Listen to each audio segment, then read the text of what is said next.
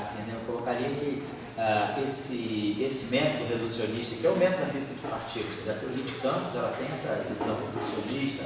A física de partículas também procura o constituinte, depois procura um constituinte do constituinte, vai para a terceira geração, o constituinte do constituinte do constituinte, ele foi do átomo, depois foi para o núcleo atômico, do núcleo atômico para o próton, para o nêutron, do próton para o nêutron, para os quarks, eventualmente dos quarks para os préons. A gente está sempre nessa postura de reducionismo, imaginando que a partir do reducionismo você vai entender simetrias, e as simetrias vão fazer as conexões que vão fazer com que esses objetos que a gente identificou pelo reducionismo se unam para formar as estruturas mais complexas. Quer dizer, é um método de trabalho, mas é um método de abordagem. Ou sei lá, pode ser até um princípio filosófico, não sei, mas é um método que você adota. Agora, você poderia, em física, talvez não se preocupar com essa visão reducionista, trabalhar já com a visão.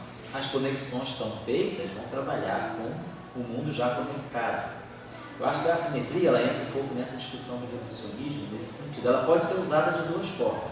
No sentido do reducionismo, você vai buscar todas as estruturas que aquela simetria te dá. Como a gente fez no S3, a gente viu o triplete, depois viu o 3 star, viu o 6, viu o 8, viu o 10. A gente viu todas as representações que vão nascendo de SO3. Depois a gente começa a conectar essas representações para formar estruturas mais interessantes. Que a gente formou, a gente juntou o 3 com o 8. Então a gente viu que o 8 pode fazer uma conexão entre dois tripletes, entre dois grupos de 3 aí. Então a gente reduz para depois tentar compreender as conexões a partir do reducionismo. É um ponto de vista. Você poderia também dizer, não, já vou compreender o mundo através da visão complexa que ele tem, não estou interessado em reduzir, já vou perceber que esse mundo conectado a conexão já deve ser o resultado de alguma simetria. O mundo não está conectado à toa, as conexões já devem obedecer, devem ter algumas regras, né, por trás das conexões. Essas regras seriam simetrias, eu colocaria desse modo. Mas eu acho que a gente adotou em física de partículas muito essa visão reducionista, né? Que não é tanto, por exemplo, a visão da matéria condensada.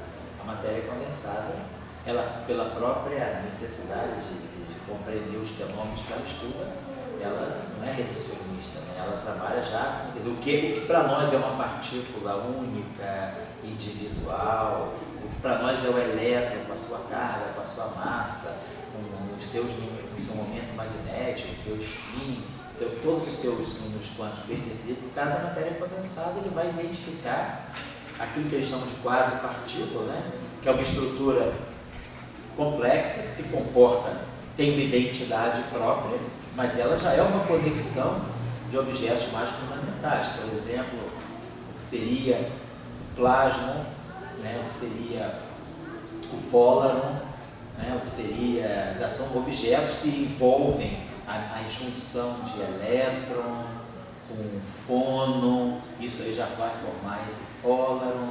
Você já tem objetos, então na matéria condensada você já vai trabalhar com os objetos conectados. O que é importante para você, mais importante até do que o elétron, é o pólaron, ou é o magno, ou é o plasma, ou sei lá, ou é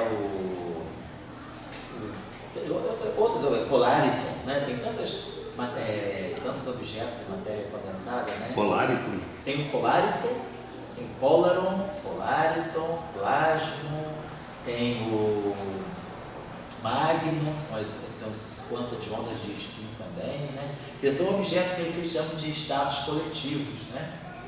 Tem os pares de Cooper também, quer dizer, na supercondutividade você não está mais interessado no elétron, você está interessado na conexão de elétrons que formam os pares de Cooper. Mas na física de partículas não, a gente está interessado sempre nas menores partes, é uma postura, né? A polarização e a magnetização devia ter também um caso coletivo? Quer dizer, a polarização eu acho que sim, porque ela é uma resposta de um meio, né? Quer dizer, a polarização, uma coisa é você estudar um campo elétrico no vácuo, outra coisa no meio. Quando você vai colocar estudar um dielétrico, né, ou um material qualquer, a resposta desse material, através de uma polarização e de uma magnetização, é uma resposta de um todo, é uma resposta coletiva, né? É o material que te dá aquela resposta que você descreve através da permissividade, da permeabilidade e tal, mas você no fundo está pegando, é um todo, né? Já é uma conexão de todas as moléculas do material, elas respondem àquele campo elétrico na matéria desse modo. Eu acho que é uma questão de habilidade, né? Para a gente física de partículas, teoria de campos. Eu definiria a física newtoniana, A física? Como materialista reducionista. Sei. Eu botaria o materialismo junto. Entendi, porque vou dizer, você aqui, você partiu de coordenadas. Não, quando eu vou dizer não materialista, o Newton já partiu da massa. O Newton botou para essa massa uma visão, objeto, estou vendo aqui, objeto isolado do universo, como é que se comporta. Você já pegou essa entidade e já fez ela trabalhar sobre uma simetria, buscar conexão. Então você saiu de uma entidade não materialista e já buscar a conexão dela. E daí para ver o que vai dar disso aí. E daí o resultado que você deu, você obtém a coisa de Newton, certo? E daí eu tenho outros termos para mim aberto, para ser entendido. Vamos pegar agora, então, vou dar para vocês o exemplo de uma simetria SO3 local. Poderia ser SO2 também, estou falando no SO3 porque nós estamos já há um tempo trabalhando com SO3. Poderia ser SO2, poderia ser SO4, SON em geral. Nós estamos no caso explícito do SO3. Na aula que vem, vai ser a última aula desse nosso curso, nós vamos trabalhar as propriedades gerais dos SON, para depois no próximo curso a gente começar a trabalhar mais os grupos espaço-temporais. E aí as equações fermiônicas. Então, vamos pegar um exemplo agora, né, da simetria SO3 local. Vamos ver o que ele está querendo dizer com isso.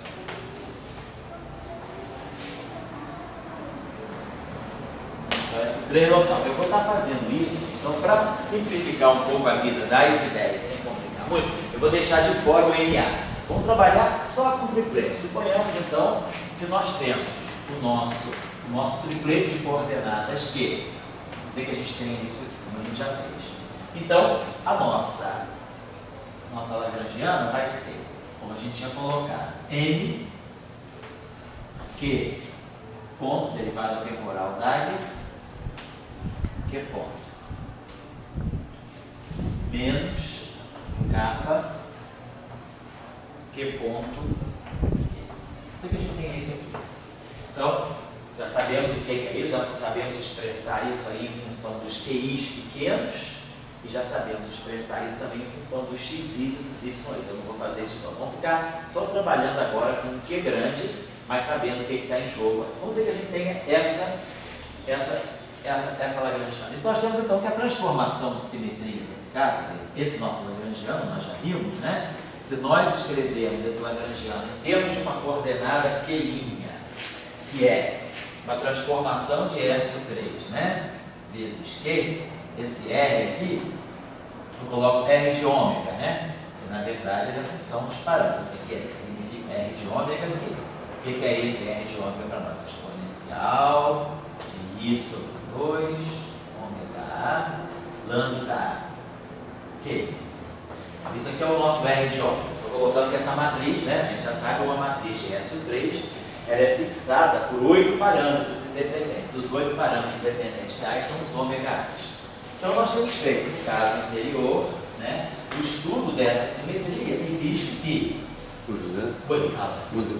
Eu sou um geômetra. Sei. Eu sei a lei de Pitágoras. Aqui você está obedecendo a lei de Pitágoras? Estou obedecendo a lei de Pitágoras complexa. Você pudesse fazer um plazinho só para... A lei de Pitágoras que nós estamos obedecendo aqui e a lei de Pitágoras que nós obedecemos na aula anterior, né, no tempo anterior. Que era isso aqui. No fundo, está dizendo que a lei de Pitágoras diz que, vou colocar assim, que o módulo de um vetor ao quadrado, define o módulo de um vetor ao quadrado desse modo. X1 ao quadrado, x ao quadrado, mais y ao quadrado, mais e ao quadrado. Você define o conceito de medida desse modo. E aí a gente sabe que essa medida é invariante por SO3, como nós já estudamos aqui no curso. No nosso caso, nós estamos num espaço complexo. Então, o módulo desse Q ao quadrado, que é o Q Dagger aqui, isso aqui para nós é Q1, QI star, QI. Então, é módulo de Q1 ao quadrado,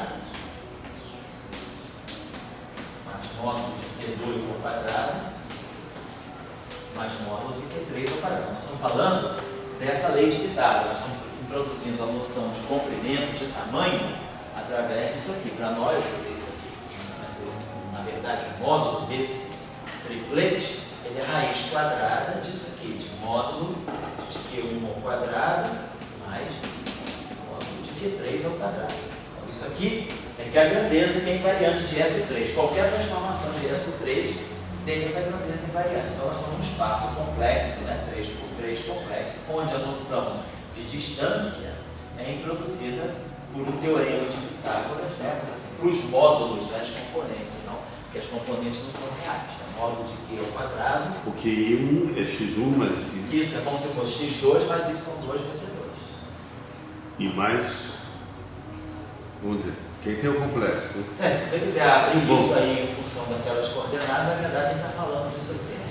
Módulo de x1 ao quadrado, mais módulo de x2 ao quadrado, mais módulo de x3 ao quadrado, mais módulo de y ao quadrado, mais módulo de y2 ao quadrado, mais módulo. Se eu quiser falar de um espaço real, eu tenho 6 coordenadas reais, ou 3 coordenadas complexas. Então, você para mim, eu poderia falar de um teorema de Pitágoras direto no mundo complexo, ou de um teorema de Pitágoras no mundo 6-dimensional. Isso aqui é como se fosse um espaço euclidiano 6-dimensional. Então, é isso que está em jogo quando eu digo que SO3 é invariante, deixa invariante isso aí. Quer dizer, uma rotação no sentido de ser uma rotação num espaço complexo. É isso que a gente está dizendo. É essa grandeza que é invariante. Bom, então, nós tivemos um passo. Só uma pergunta. Se eu quisesse fazer, botar a coisa da luz, menos, teria alguma.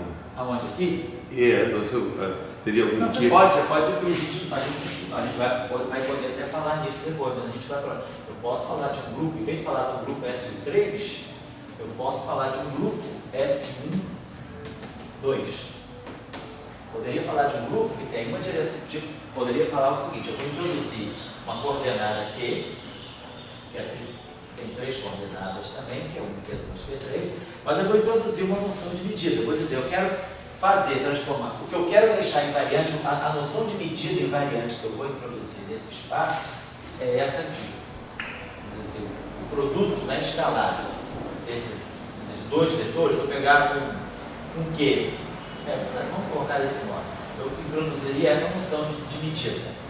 O Q2, para mim, não é módulo de Q1 ao quadrado, mais módulo de Q2 ao quadrado, mais módulo de Q3 ao quadrado. É módulo de Q1 ao quadrado, menos módulo de Q2 ao quadrado, menos módulo de Q3 ao quadrado. Se eu disser que eu quero, a minha pergunta é, se eu criar essa grandeza, se eu for para um espaço, definir essa grandeza. Claro, essa grandeza pode ser positiva, zero ou negativa. Não estou dizendo que essa grandeza necessariamente significa uma distância. Estou dizendo que essa grandeza aqui me introduz esse bilinear. Eu quero dizer que eu consigo estudar todas as transformações em Q que deixem esse objeto invariante. Será que então, a pergunta é essa, né? Existe um conjunto de transformações, de matrizes, que atuando em Q deixam esse objeto invariante, né? Eu posso escrever esse objeto desse modo. Eu posso escrever Q2 desse modo assim: Q1 estar, Q2 estar, Q3 estar. Coloco aqui 1, 0, 0, 0, menos 1, 0, 0, 0, menos 1. E aqui Q1, Q2, Q3. Não posso fazer isso.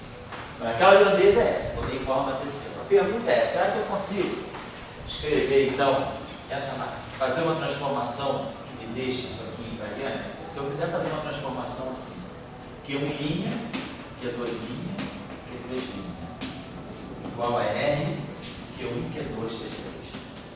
Se eu quero que essa transformação aqui deixe invariante essa grandeza, se eu fizer isso aqui, ó, botar tudo linha, isso vai ser o meu Q' ao quadrado. A gente disser que Q' ao quadrado no final do dia tem que ser igual a Q ao quadrado. Quando eu faço essa transformação, Q1, Q2 e Q3, vou em Q1, Q2, Q3. Mas essa grandeza aqui, toda vai ter que ser igual a essa. As grandezas individuais mudam, mas esse conjunto aqui, essa combinação especial, modo de Q1 ao quadrado, menos modo de Q2 ao quadrado, menos modo de Q3 ao quadrado, não muda, isso aí é invariante. Então isso é possível desde que essa matriz satisfaça essa condição. Qualquer matriz R que satisfizer a essa condição, R dá 1, 0, 0. 0 menos 1, 0. 0, 0 menos 1 vezes R. Para que isso aconteça, essa matriz tem que deixar. Isso que a gente chama desse tipo de método, aí tem que levar isso aqui. Isso aqui vai ter que dar 1, 0, 0, 0 menos 1, 0, 0, 0 menos 1. Então, se eu fizer essa transformação, R, e R satisfizer a essa condição, o vínculo que eu tenho em R é isso aqui, isso é possível. Eu não vou mudar aquela grandeza. Modo de Q1' ao quadrado menos modo de Q2' ao quadrado menos modo de Q3' ao quadrado vai ser igual a modo de Q1 ao quadrado menos modo de Q2 ao quadrado menos modo de Q3 ao quadrado, desde que isso aconteça. E isso aqui é o que me define o chamado grupo SU12. Que não é exatamente o S3, ele tem uma diferença. As propriedades das matrizes dos geradores vão ser diferentes por conta dessa tensão. Mas isso é, então, quer dizer, eu poderia introduzir também no espaço complexo essa noção tipo uma métrica que não é completamente positiva, como se fosse uma métrica tipo a luz, uma direção com sinal mais e algumas direções com sinal menos. Olha aí, não tem problema.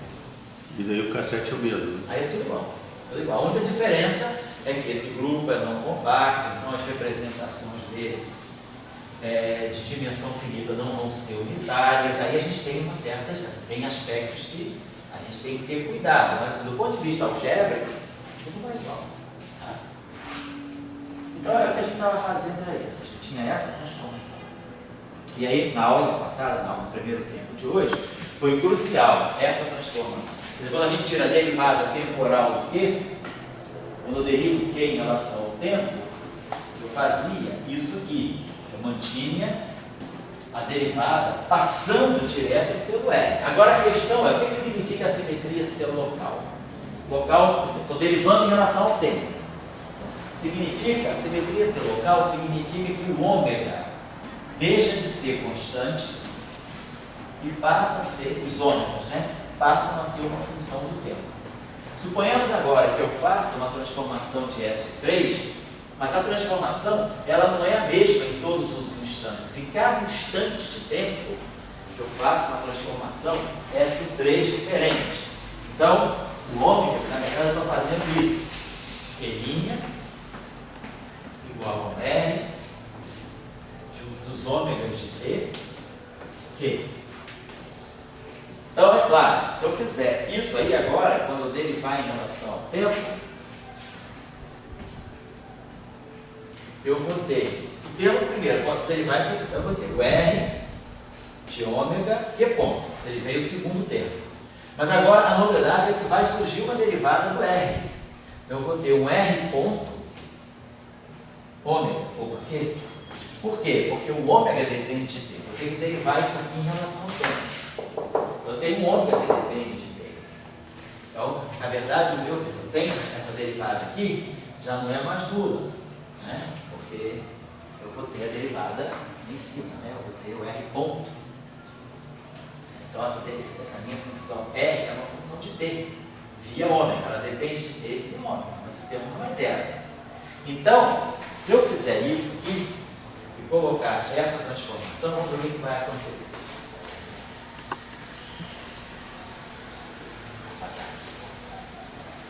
Então, qual é o exercício que a gente faz? Vamos escrever o nosso lagrangiano.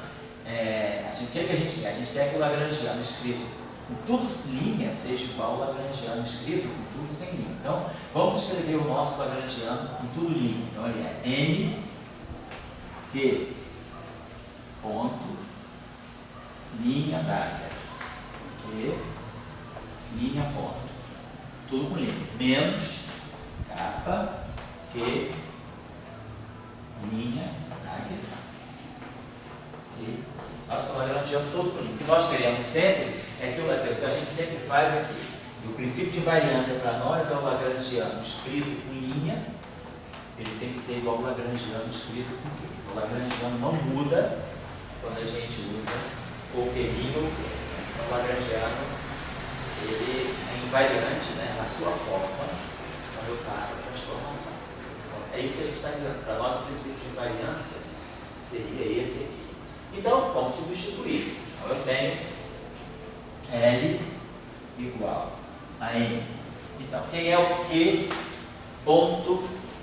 Quem é o Q' ponto Dagger? É o Q ponto Dagger. Então, vai ser Q ponto Dagger, R Dagger.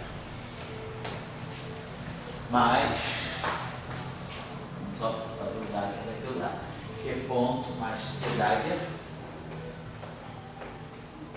R ponto Dagger. Vezes Q'. Então, R ponto mais R ponto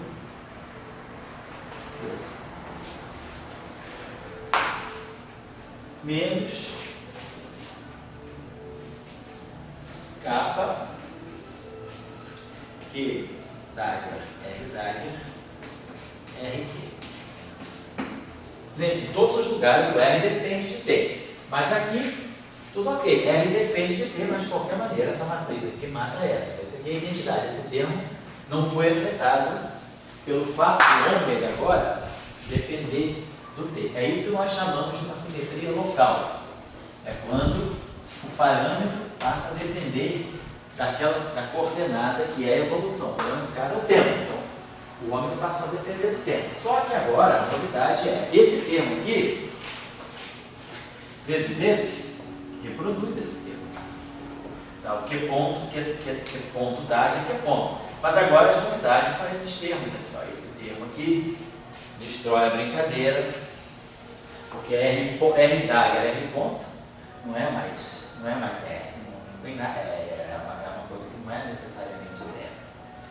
Esse aqui é a mesma coisa, e esse termo aqui também, ó. R ponto Dagger. Quando a gente sabe que a simetria é unitária, o fato de R depender do tempo, mas a gente quer que ele dependa do tempo sendo unitário. Essa condição aqui persiste. Isso aqui continua sendo identidade, mesmo que o ômega dependa de T. Se eu derivar essa equação aqui em relação ao tempo, eu vou ter que R Dagger ponto vezes R mais R Dagger vezes R ponto, isso aqui é igual a zero. Então a gente tem que R ponto Dagger vezes R é igual a menos R Dagger R ponto. Olha essa relação aqui, certo? Então, R Dagger vezes R ponto, esse termo aqui, ó. Vamos só pegar, vamos abrir esses terminhos aqui só para a gente ver isso direitinho. Então, esse primeiro termo, ó, esse com esse, então esse primeiro termo ficou ok, vai ficar Q ponto Dagger, Q ponto, porque os dois R's se cancelam. Então, o primeiro termo ficou ok. Ele vai dar Q ponto Dagger, Q ponto, que é o termo do qual nós partimos. Esse termo reproduz o termo anterior. O que vai surgir de novo, por exemplo, são esses termos aqui. Então, mais Q ponto Dagger, R Dagger. Esse cara e esse cara é aquele cara. R ponto Q. Depois, esse cara aqui, que é Dagger, R ponto Dagger, R ponto. E depois o último termo, que é Dagger, R ponto Dagger, R ponto Q. Então, apareceram esses quatro termos. Esse aqui é o termo que deveria sobrar. Isso aqui é o termo que me garantiria a invariância. Vamos lá ver, ó. R ponto R Dagger, R ponto, por aquela relação, é menos R ponto Dagger. Isso aqui é a mesma coisa aqui. Menos R ponto Dagger. Estou usando essa relação aqui, ó.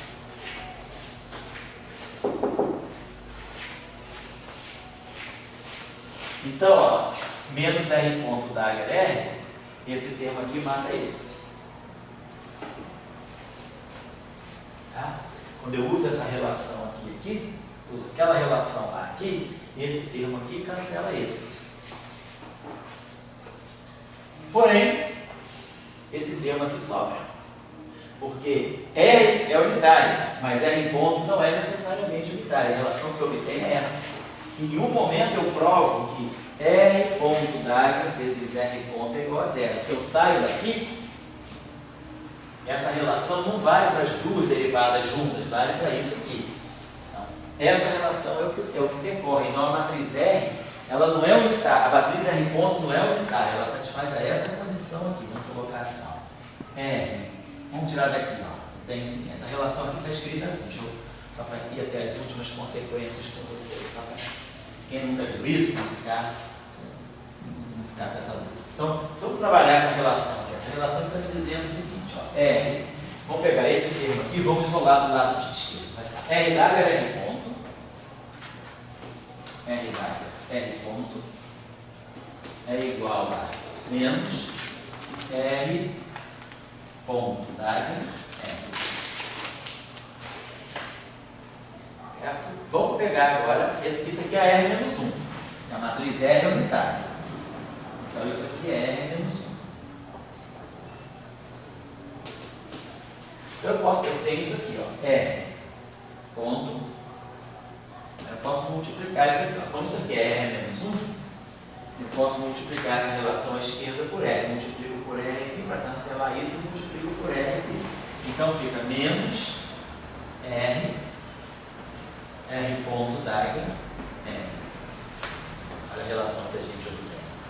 Então, R ponto a menos 1, né, que é isso aqui, se eu inverter, o que significa uma matriz ser unitária? Significa que o conjugado hermitiano dela é o inverso dela.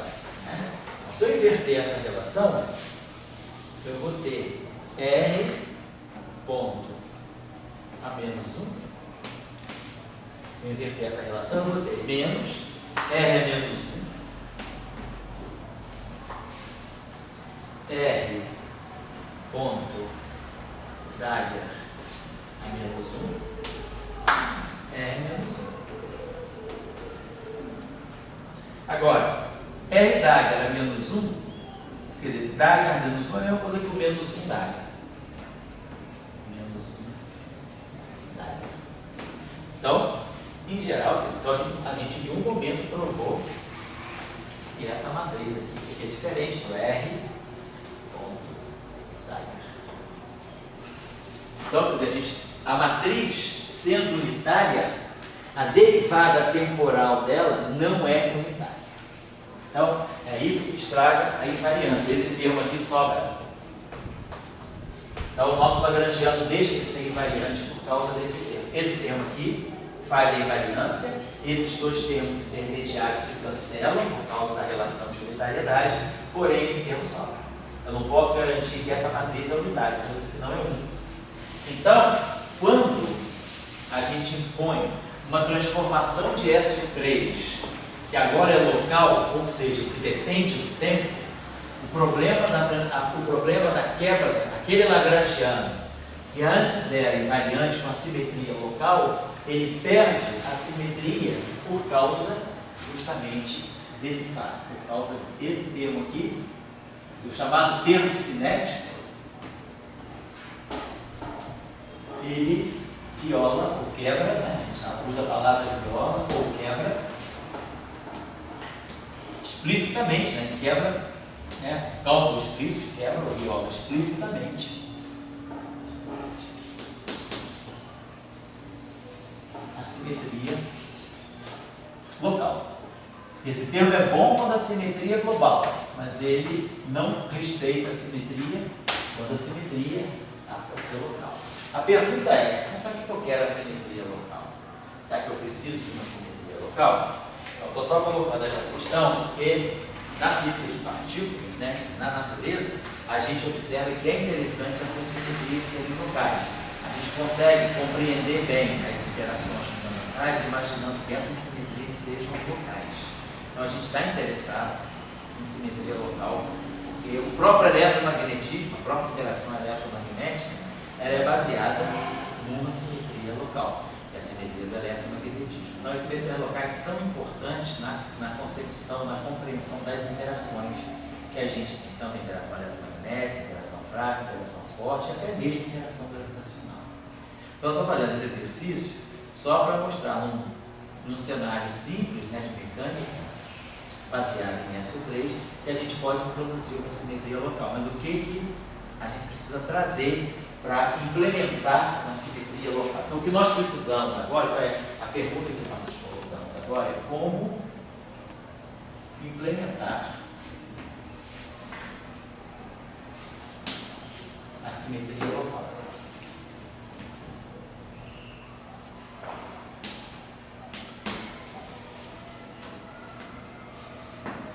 O problema está aqui.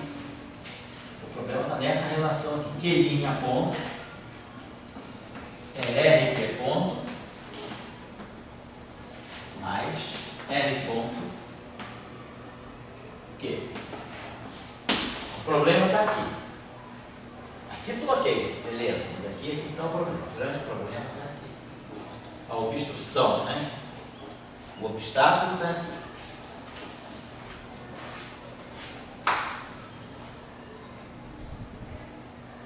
Então, a solução que se encontra, né, é uma solução que não é difícil, mas também não é óbvio. A gente vai entender por que a coisa funciona. Deixa eu colocar aqui para vocês.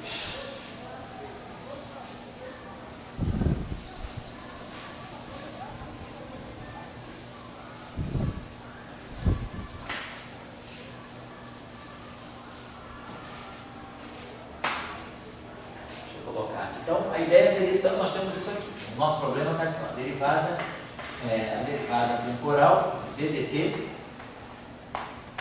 de Q' é igual a R, DDT de Q, mais DR dt, Q. Então, esse aqui é que é o nosso problema, né? A obstrução está aqui. A gente fala, está na derivada R de Q. Então, a ideia que a gente se tem é a seguinte. Vamos fazer a seguinte substituição. Todo lugar onde houver... O que nós estaríamos gostando?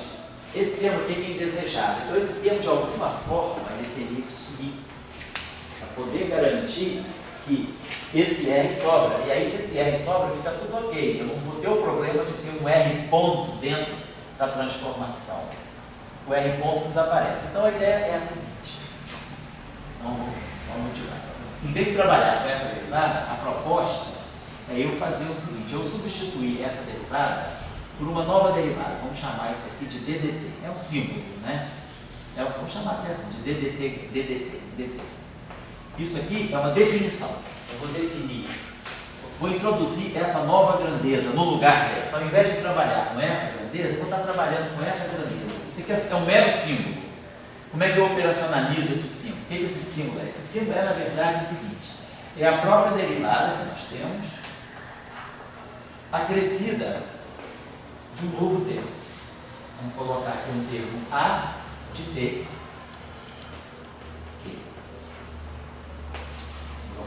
Então, no lugar de trabalhar com essa derivada, eu vou trabalhar com esse objeto. Eu vou trabalhar com esse objeto. Onde tiver aquela derivada DDT de Q, eu vou substituir por uma nova expressão. O próprio DDT de Q antigo, mais um A resistir.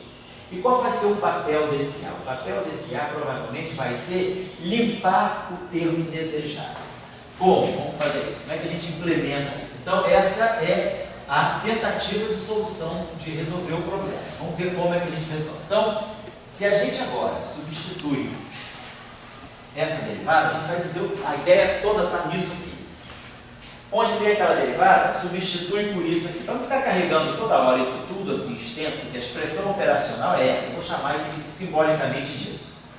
Então, eu vou dizer o seguinte, que esse objeto aqui, o A é arbitrário. Então, eu vou deixar o A solto de tal maneira que essa relação aqui aconteça. O DDT de Q' seja o R ddt. Que era justamente o que estava acontecendo. O problema nosso era esse. A derivada do Q linha, nós estávamos vendo, ela é diferente do R vezes a derivada do Q. Por que ela era diferente? Por quê? Porque aparecia esse termo indesejado. Aparecia o dr dt vezes Q. Então, quando eu estava pegando a derivada temporal do Q linha, variável transformava isso, eu estava ganhando esse termo, este, que eu não queria. Então, o que eu vou querer, quando eu introduzir essa definição, essa proposta, isso aqui é uma proposta, eu vou introduzir essa função a de t, que eu ainda vou estudar quem é, o que ela faz, mas eu já vou chutar ela, vou introduzir ela de tal maneira que, quem sabe, eu consiga absorver o efeito negativo disso aqui dentro. Essa função pode tomar conta do termo indesejado.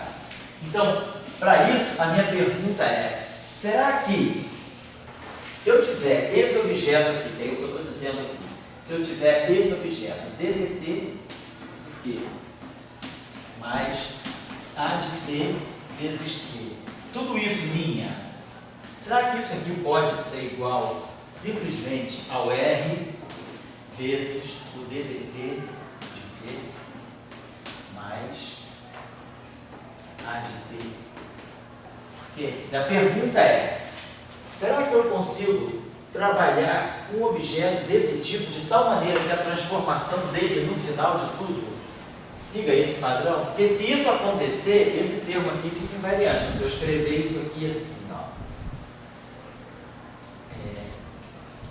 dt Q dagger dt Q, no fundo eu estou escrevendo isso aqui, ddt dagger, botar assim, ddt de Q mais a de t Q dagger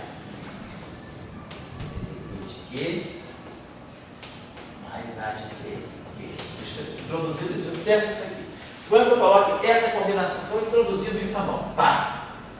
Mas, se eu sei que aquela lei de transformação funciona, isso tudo aqui, quando eu fizer a transformação, der exatamente isso aqui, então isso aqui vai ficar ddt de Q mais a Q dagger R dagger.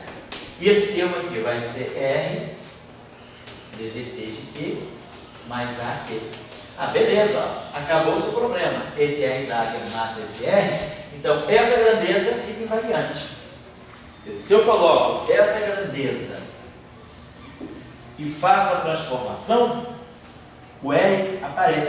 Eu não tenho problema com R ponto.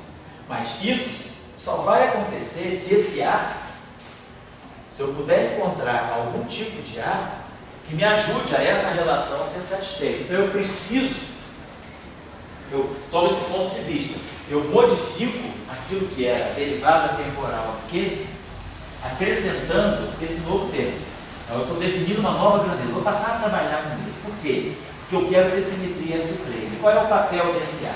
Opa, tudo bem? O papel desse A é justamente fazer com que a transformação fique só no R, como se nada tivesse acontecido.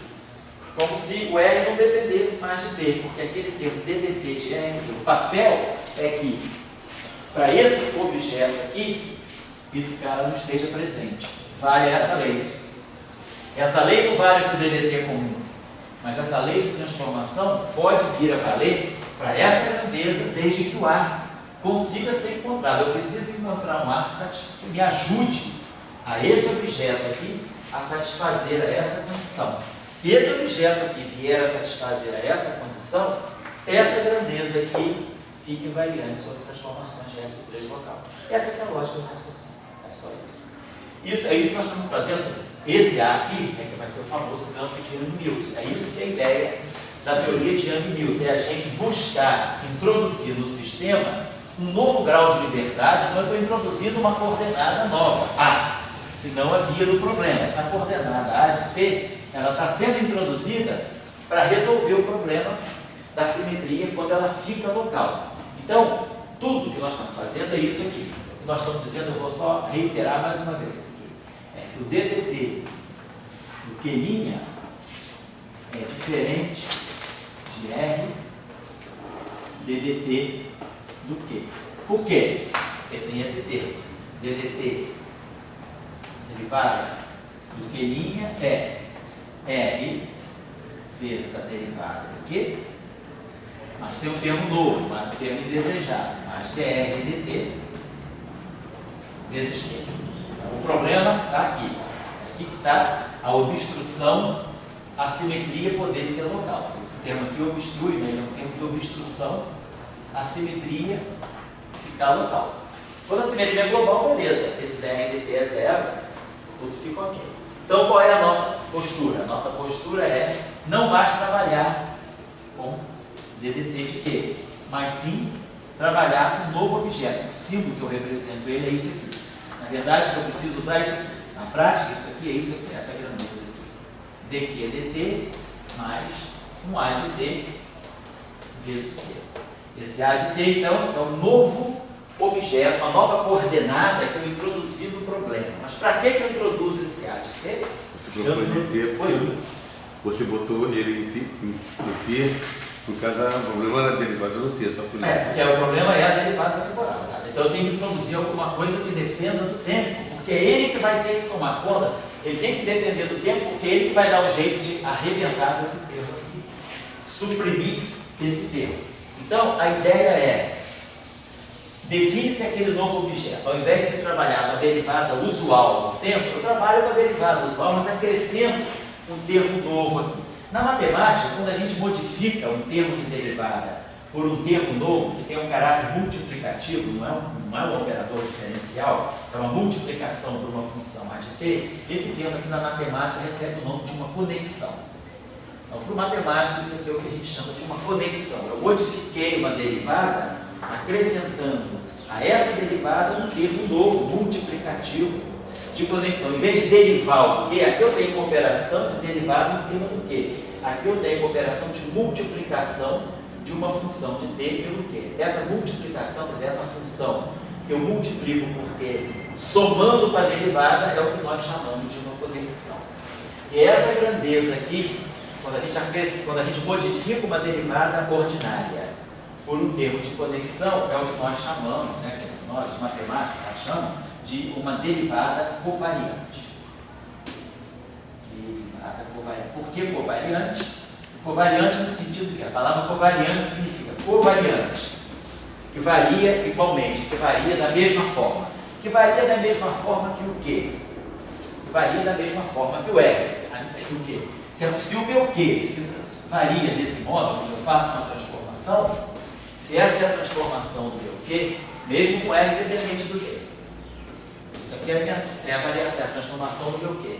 Esse objeto, essa derivada, não se transforma covariantemente. Por quê? Esse termo não fica sozinho, aparece um termo novo. Seria covariante se isso aqui acontecesse, ou seja, a derivada se transforma da mesma forma que o Q. R fez a mesma coisa. Esse padrão mudou por causa desse termo. Então, essa derivada, quando R passa a ser função do tempo, essa derivada ela não é covariante com o Q, porque a transformação do Q fica diferente da transformação do dq/dt, por causa desse termo. Então, qual é o papel da derivada covariante? É restaurar essa transformação.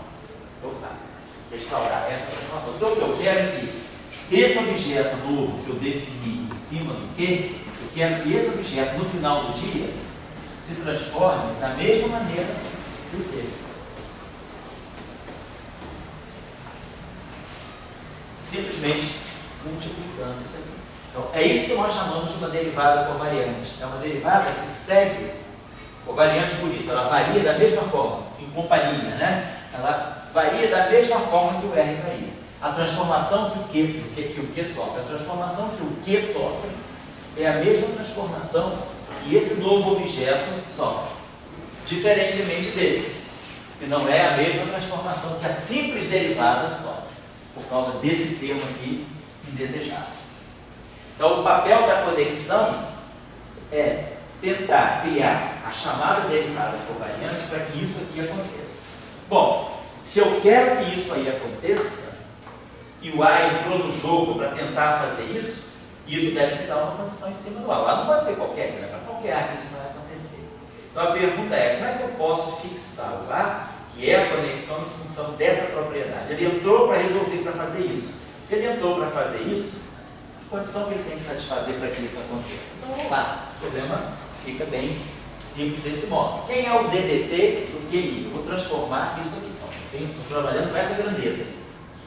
Então isso aqui vai ser, não estou mexendo no tempo, estou transformando só Q. O tempo é o mesmo para todo mundo. Então, o primeiro termo fica DDT do QI.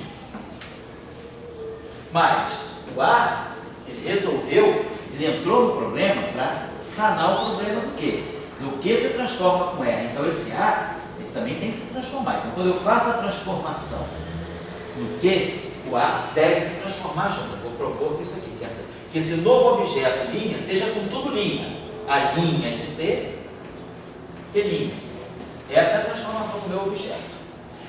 Quando eu fizer a transformação linha no Q, o Q muda, mas o A vai mudar junto. O A precisa mudar, porque o A também tem que sentir a transformação para poder ver se ele resolve aquele problema. Então, na verdade, estou postulando a existência de um A que também se transforma junto com o Q. Mas vamos ver como é que o A se transforma. Não precisa ser dessa forma, não necessariamente. Vamos ver. Isso aqui vai sair alguma coisa daqui. Então, eu estou impondo essa condição. Então, isso aqui, tudo linha, igual a R. Vou omitir a dependência no T. Não vou mais ficar colocando isso, não. R de T vezes esse objeto. Quem é esse objeto? Esse objeto aqui é DDT de Q mais A de T. Então eu quero que essa relação aconteça às custas do A. Então o A se transforma de uma tal maneira e isso aí acontece. É isso que nós chamamos de uma derivada covariante. É quando a derivada do objeto sofre a mesma transformação que o objeto antes da derivada. Tá? Então não acontecia isso para a derivada usual, porque a derivada usual gerava um termo novo. Então esse A vai ter que ser fixada à força bruta para que isso aconteça. Então vamos desenvolver essa equação. A equação está me dando DDT do Q', eu vou acabar aqui, mais a linha de T, Q'. Isso aqui tem que ser R DDT de Q, isso eu estou impondo. Estou impondo que isso aconteça. Mais R A mais R A de T, impondo essa relação. Quem é Q'? Q', eu sei quem é. Q' é R vezes T. Tanto aqui quanto aqui. Então vamos derivar essa relação. Essa relação é DDT do R vezes Q mais R de QDT mais a linha de T R Q. Isso igual a R de QDT mais R A de T. Só substituir aí. Só isso que eu tinha que fazer, né? Vai limitar a equação.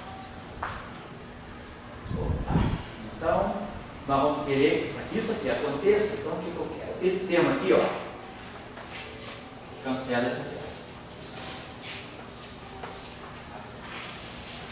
Observe que é o seguinte, ó, isso aqui é um Q, isso aqui é um Q, isso aqui é um Q. Então, essa equação, ela é válida, qualquer que seja o termo, isso tem que ser verdade. Eu tenho esse Q arbitrário aqui, tenho esse Q arbitrário aqui, tenho esse Q arbitrário aqui.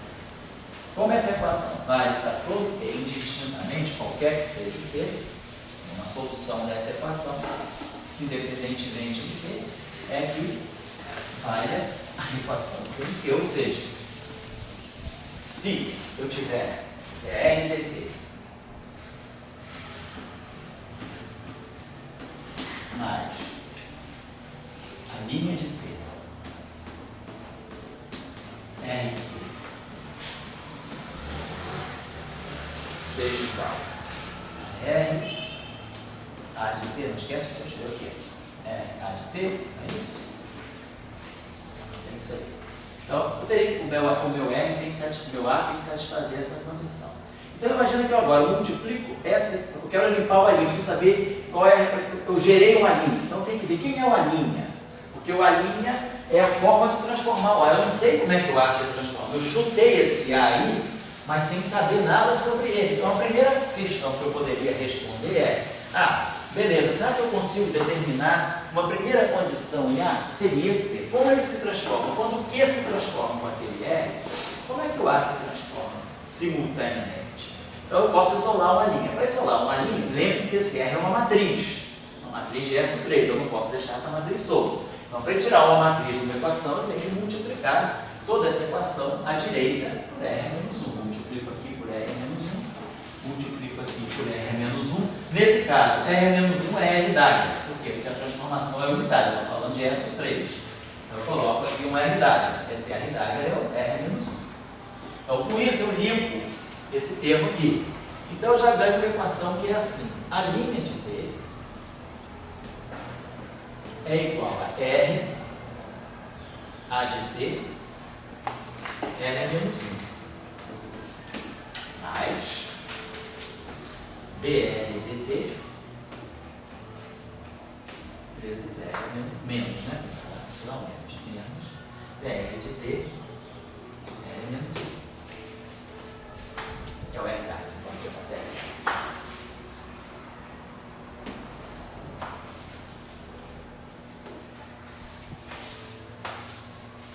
Então, a gente chegou a essa condição aqui. Eu já tenho uma ideia. Esse A é arbitrário? É. Mas eu já sei como é. Se ele entrou no problema, ele não pode se transformar de qualquer maneira. Quando eu faço essa transformação, o quê? Que é a transformação usual de S3, o A simultaneamente sofre essa transformação. Ele vai numa linha também, só que a linha dele não é R vezes A. Segue esse padrão. Isso é colocado para que isso aqui aconteça. Para que eu tenha essa, para que esse DDT grande, né, seja a chamada derivada covariante. O que a gente quer, na verdade, é ter tudo isso.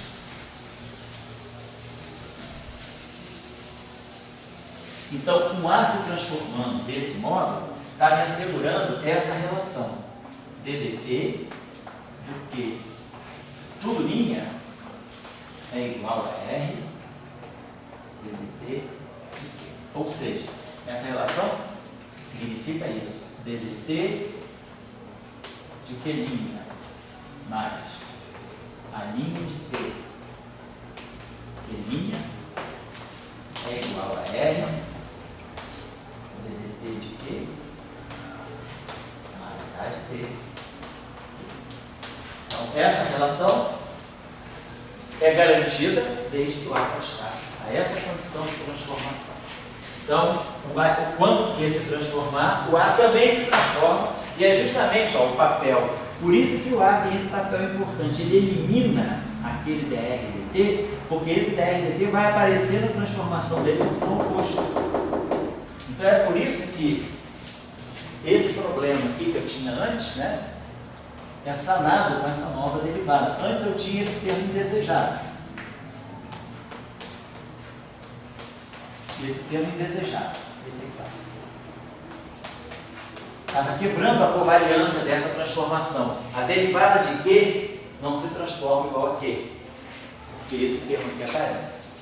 Então, eu não tinha não garantia isso. Q se transforma só com Rzinho. O DDT de Q não se transforma só com Rzinho, ele absorve também a derivada do R. Então, para eliminar aquele termo e criar o que eu chamo de uma derivada covariante, um novo objeto que modifica a derivada, mas que faz com que essa relação seja verdadeira, é isso que é o caráter de uma derivada covariante, o A é introduzido no problema, como uma nova liberdade. Então, depois, na próxima, vamos interpretar o que esse A está querendo escrever. Mas ele precisa se transformar dessa forma. E aí a gente observa Esse objeto aqui é uma matriz 3x3. A derivada de uma matriz é uma matriz. Então, esse objeto aqui é uma matriz 3x3. Então, isso aqui é matriz, isso aqui é matriz. O único jeito, se isso aqui é uma matriz 3x3, isso aqui tem que ser uma matriz 3x3. Então, esse cara, sendo uma matriz 3x3, isso aqui sendo uma matriz 3x3, o A tem que ser uma matriz 3x3. Então, o A é uma matriz 3x3. Então, fica claro que esse A, né, para nós, ele não pode também ser qualquer. Eu já tenho um novo vínculo. Eu vejo que esse A, ele vai ter um caráter, deixa eu apagar isso aqui, de ser, ele vai ter que ter um comportamento, né, tipo. Então, quando a gente fez isso aqui, né, DDT de Q, e a gente, no lugar disso, colocou essa nova grandeza, estou fazendo isso, estou pegando DQDT, isso aqui é um vetor coluna. Isso aqui, então, tem que ser uma matriz 3x3 atuando nesse vetor coluna. A gente sabe que se isso aqui é uma matriz 3x3, e isso aqui é um vetor coluna, né? Ele é 3x1, então está tudo ok. Se isso aqui é uma matriz 3x3, esse aqui é um vetor coluna, isso aqui é um vetor coluna, essa matriz atuando nesse vetor coluna me dá um vetor coluna. Então a equação matricialmente faz pleno sentido. Então, esse objeto aqui, eu entendo que faz sentido ele ser uma matriz 3x3 e ele se transforma desse modo aqui. Na próxima aula, então é isso que é o campo de Young-Mills. O campo de Young-Mills é esse caso não é um campo de Young-Mills, é uma coordenada de Young-Mills. Ele introduziu uma nova coordenada no problema, um A de T. Esse A de T tem um caráter matricial e ele tem um caráter de transformação bem definido. Na próxima aula nós vamos ver, através dessa relação aqui, nosso próximo passo vai ser mostrar que, na verdade, esse A, devido a essa lei de transformação, ele tem uma característica muito especial. Ele pode ser escrito desse modo. Ele é uma matriz 3x3? Sim. Mas é uma matriz com uma característica bem interessante. Ele vai poder ser escrito desse modo. Um conjunto de 8 coeficientes, de 8 funções, vezes as matrizes geradoras de S3. Então, além dele ser uma matriz 3x3, a gente vai mostrar que esse objeto aqui, essa matriz 3x3, é uma combinação linear dos 8 geradores de S3 com funções arbitrárias aqui. Ou seja, então esse A aqui, ele é uma matriz 3x3 que depende de 8 coeficientes independentes. Então, vamos mostrar na próxima aula que isso aqui sai daquela lei de transformação. Aquela lei de transformação vai nos levar a ver que, então, para resolver esse problema da derivada covariante, eu preciso introduzir 8 novas coordenadas. Essas 8 novas coordenadas vão aparecer. Isso aqui é uma matriz 3x3? Sim. Isso aqui são 8 matrizes 3x3. Só que cada matriz 3x3 vai aparecer com uma função A1 de T vezes lambda 1 sobre 2, mais A2 de T, lambda 2 sobre 2, mais blá blá blá, mais A8 de T, lambda 8 sobre 2. Então, eu tenho os 8 geradores de S3 e 8 novas coordenadas no problema. Então, esses são os chamados campos de Young-Mills de S3. Na QCD, esses campos aqui vão estar representando os chamados luas. Mas nós não estamos falando de QCD, eu estou só fazendo um análogo na mecânica clássica que seria QCD. Então, esses aqui seriam os chamados campos dos luas. Então, são os chamados campos de Young-Mills. Os campos de Young-Mills se reúnem com os geradores do grupo para formar uma matriz. Na próxima, nós vamos trabalhar melhor essa estrutura aqui. Vamos trabalhar em mais detalhes. Nós vamos sair daquela equação e ver por que aquela equação implica nisso. Então, esse vai ser o trabalho da próxima aula, tá bom? Eu pergunto, mas aí não é meio delicado dessa comparação, aí não parece mais que a simetria, por exemplo, você tinha o quê? O que eram coordenadas, x, y, z. Certo. Daí esse aqui você dá um Q mais A. Isso. Você fez uma dilatação. Fiz uma translação. É uma translação, não digo nem translação, acho que você fez um aumento. Você o jogo tem mais graus de liberdade no sistema. Você tinha um X de um certo tamanho e botou um X mais A. Certo? Quer dizer, essa é para mim uma coisa assim, a minha interpretação que eu tenho é a questão da simetria vamos dizer, simetria e Deus. Sei. Deus, vamos dizer, ele não se apoiou para fazer o universo em cima de massa, carga, ele se apoiou em cima da simetria. Certo. Porque em cima da simetria, ele cria os tamanhos das coisas que ele quer. Então, eu quero criar mais espaço no universo. Então, o que eu faço mais espaço no universo? Quando eu quero botar o terreno lá do Leblon, está muito caro, eu quero criar mais espaço. Eu passo o conceito de simetria. Que no conceito de simetria, eu crio o X mais A. Então você está criando uma lagrangiana agora e você deu mais espaço para aquela tua lagrangiana. Assim, eu acho que... Você criou novos graus de verdade. Por exemplo, você vai criar novos terrenos, vai criar novos espaços.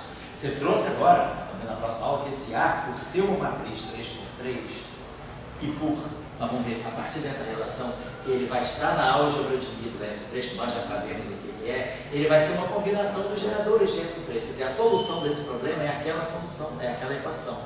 Então isso mostra que eu trago 8 A's.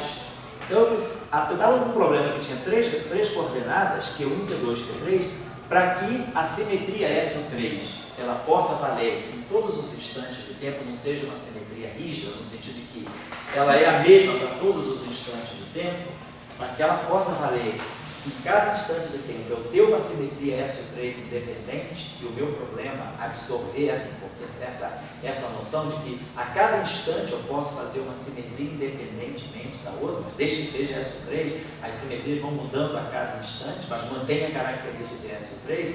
Isso faz com que o problema precise de 8 novas coordenadas. Então, isso mostra que a simetria passar a ser dependente do tempo, o sistema precisa ser ampliado. O sistema sozinho não comportaria isso.